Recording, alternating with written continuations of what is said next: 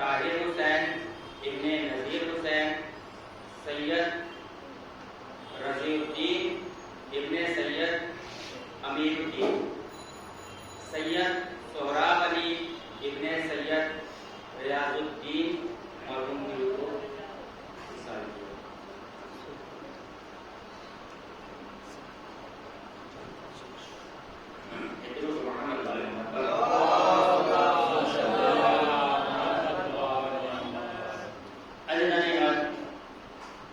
میں نے جس حدیث مبارکہ کو اپنا عنوان قرار دیا ہے اس میں ارشاد پیغمبر ہو رہا ہے کہ انک وما لک لابیک، کہ جس کا ترجمہ، جس کا ٹرانسلیٹ یہ ہے کہ انک، کہ بے شک تم اور تمہارے مال، یعنی وہ ملکیت کے جو تم نے کمائی ہے، لابیک، یہ دونوں چیزیں کس کی ہیں؟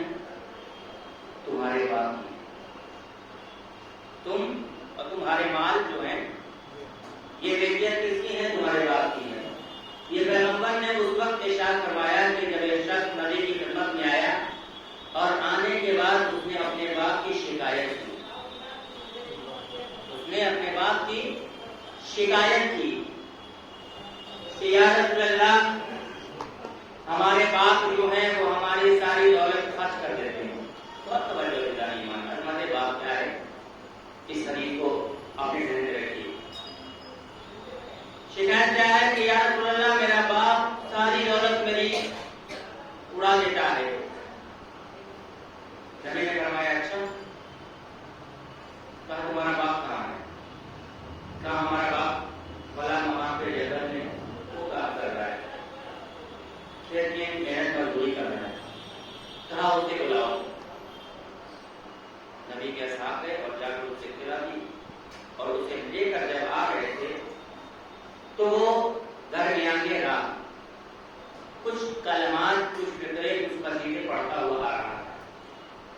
قبل اس سے پہلے کہ وہ نبی کی خدمت میں آتا، جبریل امین نازل ہوئے، اور نازل ہونے کے بعد فرماتے ہیں یا رسول اللہ، آپ اس قضیے کو بعد میں حل کر لیجیے گا، پہلے اس کے قصیدے کو سنیے گا کہ جو درمیان راہ پڑھ رہا تھا۔ بہت توجہ دی جائے گا۔ جب وہ شخص آیا، نبی نے سوال کرنے سے پہلے اس سے یہ کہہ دیا کہ بھائی یہ بتاؤ، جو قصیدے تم درمیان راہ اپنے اولاد کے سلسلے میں پڑھ رہے تھے وہ ذرا ہمیں سناؤ۔ قصیدہ تو قرآن میں ہے، میں مختصر ترجمہ کرنا چاہتا ہوں تاکہ ہمارے چھوٹے بھائی بہت آسانی سے اس چیز کو سمجھ جائیں۔ وہ اپنے الفاظ میں یہ کہہ رہا تھا کہ میرے بیٹے، میں نے تمہارے لیے اپنا سب کچھ تیار کیا، اپنے سارے سپنے ادھورے کر دیے۔ میں نے گرمی کو گرمی نہیں جانا، میں نے سردی کو سردی نہیں جانا، میں نے تمام محنتیں، تمام مشکلات کا سامنا اس لیے کیا تاکہ تم بڑے ہو جاؤ، تم ہمارے لیے سہارا بن سکو۔ میں نے محنت کر کے اپنی ہڈیوں کو کمزور کر دیا تاکہ تم اس لائق بن جاؤ کہ زندگی میں میرا سہارا بنو، اور آج یہ مقام آ گیا ہے کہ تم نبی سے میری شکایت کر رہے ہو۔ یہ پورے قصیدے، پوری تفسیری گفتگو ہے۔ تو نبی نے فرمایا اس شخص نے جس نے شکایت کی تھی، کیا فرمایا؟ انک وما لک لابیک، تم اور تمہارے مال یہ دونوں ملکیت کس کی ہے؟ تمہارے باپ کی ہے، تمہارا کچھ بھی نہیں ہے۔ کیوں؟ اس لیے کہ اگر تمہارا باپ نہ ہوتا تو نہ تم ہوتے، نہ تمہارا مال ہوتا۔ تو اگر تمہیں اپنے ہی مال کی ضرورت ہے تو اپنی اولاد سے بولو کہ وہ تمہارے لیے مال کمائے، وہ مال تمہارا کہلائے گا، یہ مال تمہارا نہیں کہلانے والا۔ کیوں؟ اس لیے کہ تم اور تمہارے باپ، تم اور تمہارے مال کی ملکیت ہے، تمہارے باپ کی ہے۔ تو عزیزوں، یہ سمجھنے والی بات ہے، نبی کی حدیث کو اپنے ذہن میں اتارنے والی بات ہے کہ یقیناً باپ کی جو عظمت ہے، باپ کا مرتبہ وہ بہت عظیم ہے۔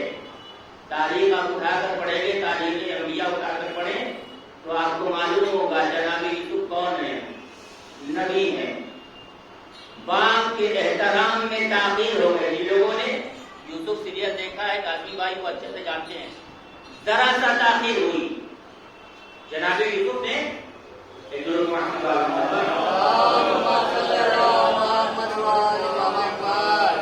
ذرا سا تاخیر کی بات کے احترام میں کیا دیکھا جناب یوسف نے کہ ہمارے ہاتھ سے نور نکلا.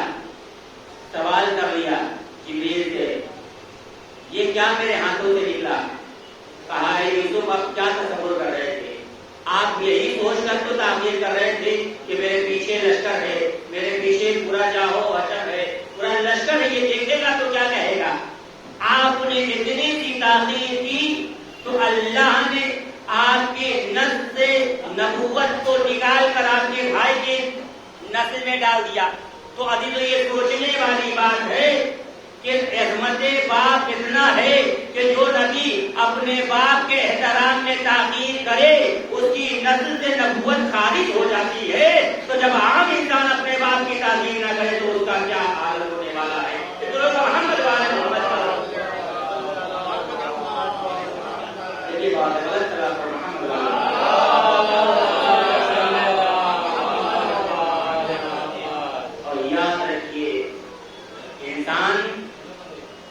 اپنے کردار کے ذریعے سے اپنے والدین کا انٹروڈکشن کرواتا ہے.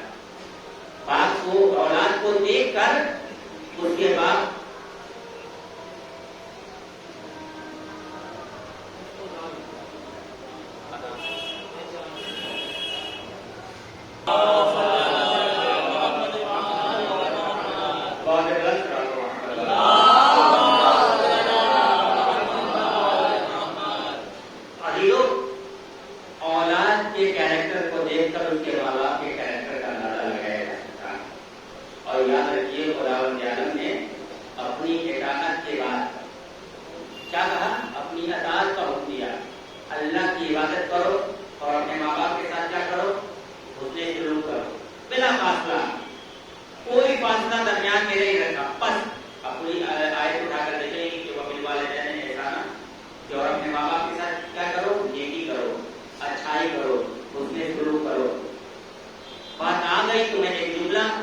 اپنے بھائیوں کے نظر کرنا چاہتا ہوں. یاد رکھیے ماں باپ کے ساتھ حسن سلوک قرض سمجھ کر بھی کریے اور فرض سمجھ کر بھی کریے.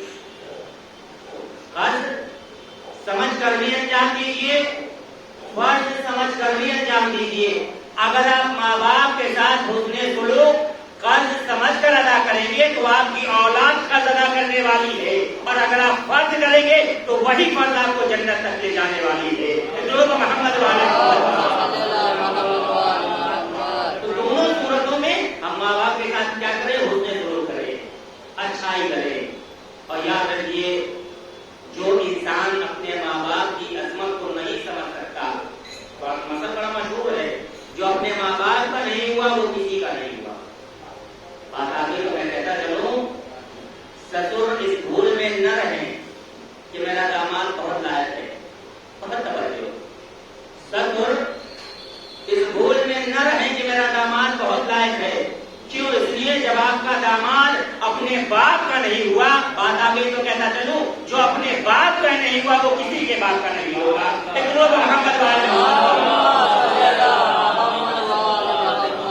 اور اسی لیے کہا گیا ہے, 3 حدیث مفصل والدین کے سلسلے میں آئی ہے کہ والدین کے لیے ضروری ہے. دیکھیے ضروری تھی بچے کے لیے نہیں, والدین کے لیے کچھ چیزیں ضروری قرار دی گئی ہیں, جن میں سے کیا ہے؟ اپنے والدین کا اچھا نام رکھو, اچھے سے اچھا نام رکھو. روایتوں میں چھٹے امام کی بھی روایت ہے کہ اپنے بیٹے کا اچھا نام رکھو. لیکن یہ نام ہم اکثر مولویوں کے ذمہ سونپ دیتے ہیں. یہاں بچہ پیدا نہیں ہوا کہ 3-4 مولوی کو فون چلا گیا, مولانا صاحب ہمارے یہاں اولاد آئی ہے, لڑکا ہے لڑکی ہے, آپ نام ذرا دے دیجیے. اکثر ایسا ہوتا ہے, جبکہ باپ کی ایک ذمہ داری ہے کہ وہ اچھا نام رکھے. اور دوسرا کیا ہے؟ وقت نہیں کہ میں تھوڑی ویڈیو کی حدیث کی آپ کے سامنے بیان کروں, بس یہ 3 روایت ہے جو مسلسل حدیث کے ذکر اور انشاءاللہ آگے بڑھ جانا ہے. اس کے بعد کیا ہے؟ اچھا نام رکھو. تعلیم قرآن, باپ کی اوپر ذمہ داری ہے کہ وہ اپنے بچے کو تعلیم قرآن سے آراستہ کرے. کیوں؟ اس لیے کہ اگر آج ہم نے اپنے بچے کو تعلیم قرآن سے آراستہ نہیں کیا تو ہمارے مرنے کے بعد ہم بھول جائیں گے وہ ہماری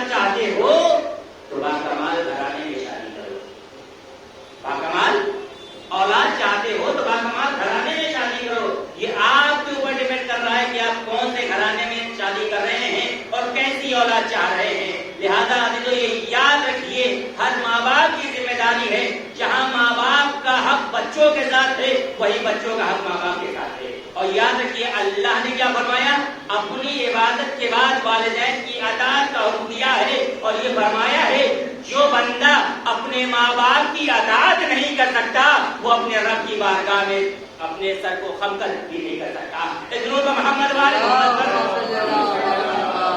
اور یاد رکھیے اتصال اس طریقے سے برقرار رکھا ہے کہ اللہ نے اپنی بارگاہ میں سر کو جھکوایا ہے اور والدین کے سامنے کیا فرمایا ہے, دونوں شانیں خم شکر ہے. جو سر بارگاہ خداوندی میں نہیں جھکتا تو اس کا مطلب یہی ہے کہ وہ اپنے ماں باپ کے سامنے شانہ نہیں کم کرتا. جو اپنے ماں باپ کا نہیں ہوا وہ کسی کا نہیں ہوا. ایک دونوں کو محمد والے تو یہ ضروری ہے کہ ہم اس چیز کو سمجھیں. باتیں تو بہت ساری ہیں بیان کرنے کے لیے لیکن حالات کی مجبوری ہے اور کھانے کے بعد پڑھنا بہت مشکل ہو جاتا ہے. ایک اور تو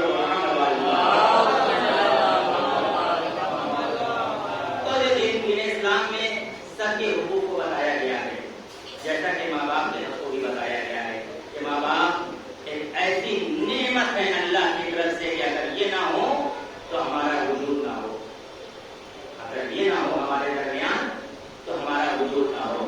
لیکن یہ کم فہمی ہے, یہ کم عقلی ہے کہ ہم ان کی عظمتوں کو نہیں سمجھ سکتے. بے شمار حدیثیں والدین کے سلسلے میں بھری پڑی ہیں, آیات قرآنی والدین کے سلسلے میں بھری پڑی ہیں. اگر آپ تاریخ اٹھا کر دیکھیں گے تو ایسے بھی واقعات ملیں گے. بڑا مشہور واقعہ جو تاریخ میں نقل ہوا, پوری سورہ بقرہ جو ہے آپ اٹھا کر دیکھ لیجیے کتنی عظمت میں ہے. اگر آپ سورہ بقرہ اٹھائیں گے اور اس کی تفسیر اٹھا کر دیکھیں گے تو ایک بات کی عظمت کو اجاگر کیا گیا ہے سورہ بقرہ کی تفسیر میں. یہ جو اور یاد رکھیے بچوں کے اوپر اتنی ہی ذمہ داری دینا چاہیے کہ جتنی وہ اٹھا سکے. آج کل کی اسکولوں کا سسٹم دیکھ لیجیے کیا ہے, جتنا بچے کا ویٹ نہیں اس سے کہیں زیادہ کتابیں. یہی فرق ہے دنیاوی علم میں اور دینی علم میں. بات آگے تو میں بیان کرتا چلوں. اگر آپ کسی دینی بچے کو دیکھیں گے تو وہ 10, 20, 50 کتاب اپنے پیٹ کے اوپر لاتے ہوئے نہیں لے جاتا. کیا کرتا ہے, 2 سے 3 کتاب ہوتی ہے, وہ کتاب کیسے لے جاتا ہے, احترام کیسے کرتا ہے, وہ اپنے سینے سے لگائے ہوئے.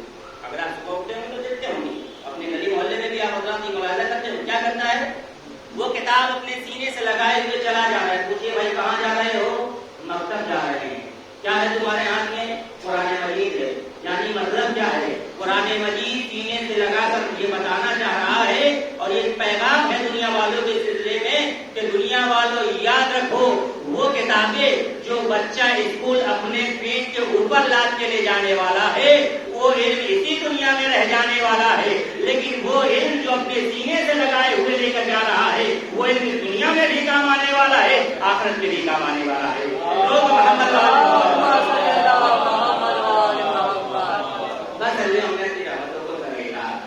تو ہر ماں باپ کی ذمہ داری ہے کہ یہاں وہ دنیا کی طرف اپنے بچے کو لے جا رہے ہیں, وہاں طرف دین کی طرف بھی لا رہے ہیں.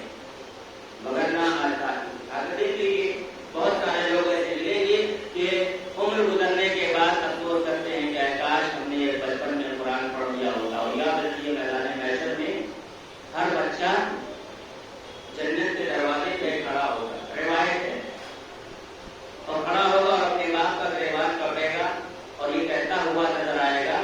روایت کے جملے ہیں کہ آپ نے ہمیں تعلیم قرآن کیوں نہیں دلوایا. باپ کی کوئی ذمہ داری ہے, لیکن اس سے پہلے جو میں آپ کے سامنے حدیث پڑھی ہے اس میں جو چیز ایک بات ایک درج کیے گئے ہیں, کیا اچھا نام رکھیے تعلیم قرآن اور ازدواج کی ازدواج کرے.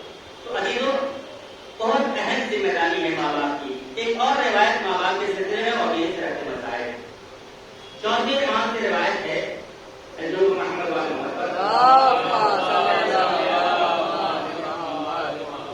رسول خدا نے ارشاد فرمایا کہ ایک شخص جو اپنے باپ کے ساتھ مسجد میں تشریف لا رہا تھا کہ اچانک اس نے باپ کے احترام میں کچھ کمی کی. تو جیسے آج کل ہوتا ہے تو لوگ مسافر کرنے کے لیے آتے ہیں تو کبھی کبھی جو بچے ہیں جو نافہم ہیں جو ناسمجھ ہیں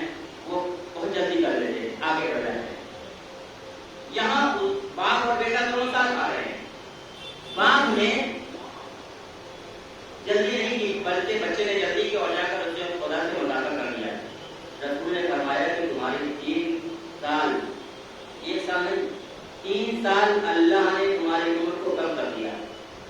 وہ شخص حیران پریشان، یا رسول اللہ ہم نے کوئی خطا نہیں کی، ہم نے کوئی گناہ نہیں کیا، ہم نے کوئی غلطی نہیں کی، ہم نے کسی کو مارا نہیں، آخر وجہ کیا ہے کہ اللہ نے میرے عمر کے 3 سال کم کر دیے؟ نبی اکرم نے فرمایا انصاف سے بتاؤ جب تم آ رہے تھے تو تمہارے ساتھ کون تھا؟ کہا میرا باپ. کہا تم نے اپنے باپ کے احترام نہیں کیا. یعنی مطلب کیا ہے؟ رسول اکرم یہ بتانا چاہتے ہیں کہ تم نے اپنے باپ سے آگے 3 قدم نکالا تو اللہ نے تمہارے 3 سال عمر کے کم کر دیے. تو عزیزو یہ جملہ بتا رہا ہے، یہ عظمت باپ کو ثابت کر رہا ہے. اور یہ کہا بھی جاتا ہے کہ جب کبھی بھی باپ درمیان راہ مل جائے تو آپ باپ سے آگے نہ نکلو بلکہ باپ سے پیچھے رہو. آپ باپ کے باپ بننے کی کوشش نہ کرو. کیوں؟ اس لیے کہ آپ کا باپ ہی آپ کا باپ ہے، آپ اپنے باپ کے باپ نہیں ہو. بہت ساری روایتیں ہیں، وقت نہیں ہے کہ میں وہ ساری روایتیں آپ کے سامنے بیان کروں. انشاءاللہ پھر کبھی موقع ملے گا تو ساری تفصیلات کے سامنے بیان کی جائے گی. تو جو عظمت والدین تو ضروری ہے. عظمت والدین قرآن سے بھی ثابت ہے، عظمت والدین روایت سے بھی ثابت ہے، اور عظمت والدین اقوال معصومین سے بھی ثابت ہے. اور تاریخ اٹھا کر دیکھ لیجیے کہ کربلا ایک ایسی درسگاہ ہے کہ جہاں سے تمام رشتے کو اجاگر کیے جا رہے ہیں. باپ بیٹے کے درمیان کیا رشتہ ہے اور کس طریقے سے اس رشتے کی ادائیگی ہوتی ہے، تاریخ کربلا ہوتا کرے گی. وہاں ہر رشتے آپ کو ملیں گے. بھائی بہن کا رشتہ، ماموں بھانجے کا رشتہ، چچا بھتیجی کا رشتہ، سارے رشتے آپ کو کربلا میں مل جائیں گے. بس ہم لوگ نے اپنی عملوں کو سمیٹا. ضروری ہے کہ ہم تاریخ کربلا کو پڑھیں اور پڑھنے کے بعد عمل صورت میں معصومین کی سیرت کو اپنے عمل سے اجاگر کریں تاکہ دنیا دیکھے تو یہ کہے کہ جب یہ ایسے ہیں تو ان کے آقا کیسے ہوں گے، ان کے پیشوا کیسے ہوں گے، ان کے لیڈر کیسے ہوں گے. بس یہ 2 جملے مسائل کو آپ کے رہنا تمام. تاریخ کربلا میں ہر رشتے کو اجاگر کیا ہے. اور ابھی تو وقت یہ بتا رہا ہے، مقاصد کے یہ بھی جملے ہیں کہ جب امام حسین نے ساری قربانی دے دی اسلام کے لیے، قاسم کا لاشا پامال ہو چکا، علی اکبر اسلام کے اوپر جان نشاور کر چکے، ششماہ مجاہد اصغر علی اپنی جان نشاور کر چکا.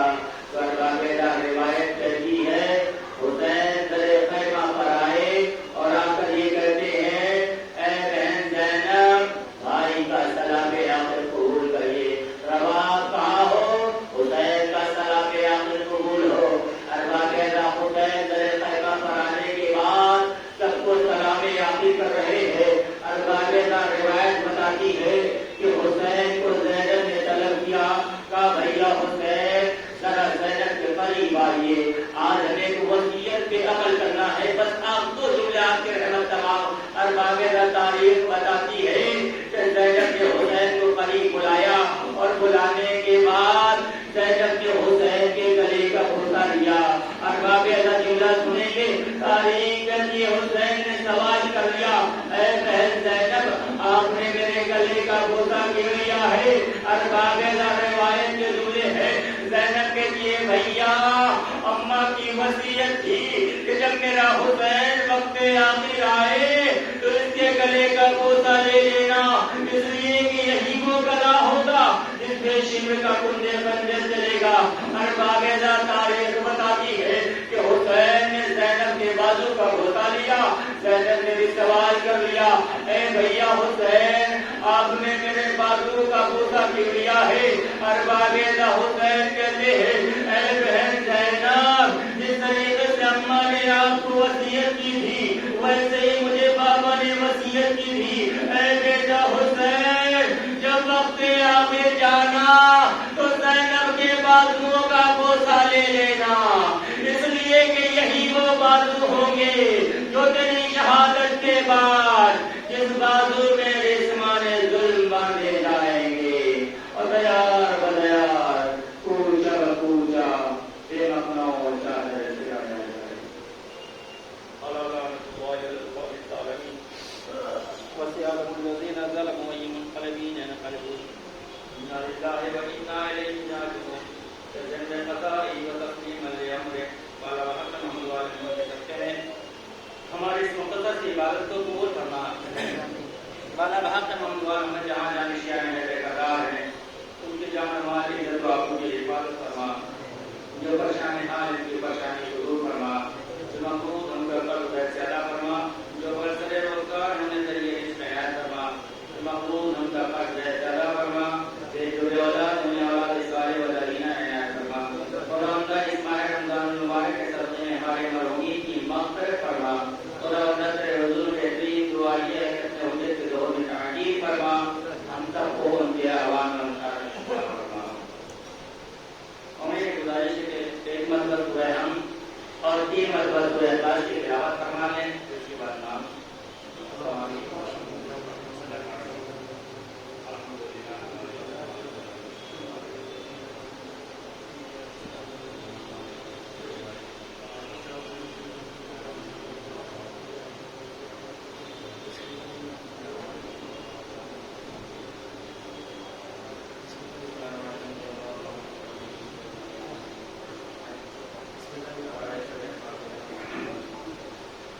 طاہر حسین ابن نذیر حسین سید رضی الدین ابن سید امیر الدین سید سہراب علی ابن سید رضی الدین مرحوم اور سید ہاشم حسین سید ٹکاؤ احمد علی پیاری بیگم